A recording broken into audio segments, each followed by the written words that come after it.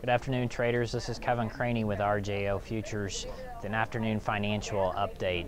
Markets trading lower on the day. Certainly disappointment out of the jobs report this morning. The unemployment number remaining steady at 8.2%, but a disappointing 84,000 jobs created in the private sector during the month of June. And really, this overall is just pointing in the direction that the economy here in the United States continues to muddle through, and that if you would draw a trend line, the trend direction at this point is certainly down as we go into a second summer of very slow growth. So the market very disappointed with that, and really the main problem is the numbers were not bad enough to warrant any immediate additional QE3.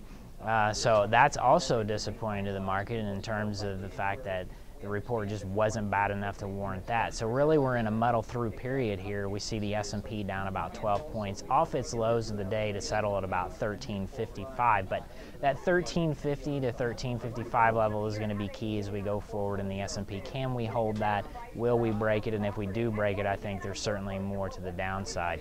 Looking at interest rates today, we see the 10-year Treasuries down about 5 basis points at 155 basis points, and on the 10-year futures breaking out at the top end of that range and actually trading to 134.09. So now we've broken out of that range and we continue to see a little bit of a slowdown. We may see these 10-year Treasury futures actually try and tick a little bit higher, yields a little bit lower.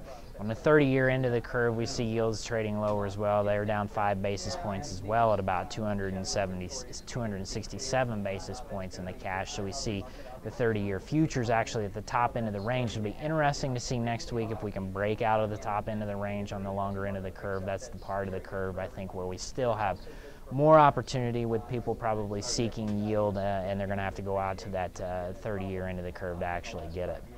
As far as data next week, a little light on the calendar here in the U.S. to start the week. We do have consumer credit on Monday, then we get small business optimism on Tuesday. On Wednesday, we actually do get international trade data. We have the FOMC meeting minutes coming out as well, and then Thursday we have the traditional jobless claims, and we get some import-export data. And on Friday we do have wholesale PPI data as well, so the market will be watching that. But on an international perspective, we do have a slew of data coming out next week. Starting on Monday, we get some industrial production, merchandise trade numbers coming out of China and Germany.